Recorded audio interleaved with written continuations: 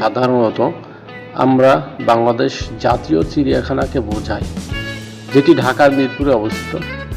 এটি দেশের সবচেয়ে বড় চিড়িয়াখানা এবং বাংলাদেশে প্রাণী বৈচিত্র্য সংরক্ষণের একটি গুরুত্বপূর্ণ প্রতিষ্ঠান।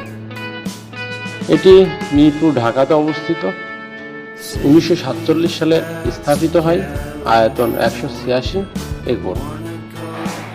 প্রাণী সংখ্যা এখানে প্রায় 200-এরও বেশি প্রজাতির 2000-এর বেশি প্রাণী রয়েছে, যার মধ্যে রয়েছে বাঘ, সিংহ, হাতি, হরিণ, কুমির, পাখি, সাপ ইত্যাদি। এটি বাংলাদেশের সরকারের মৎস্য ও প্রাণী সম্পদ মন্ত্রণালয়ের অধীনে পরিচালিত হয়। রয়্যাল বেঙ্গল টাইগার, সাদা বাঘ, নানান রকমের পাখি, হিপোপটামাস এবং বিরল প্রজাতির কিছু পশু পাখি।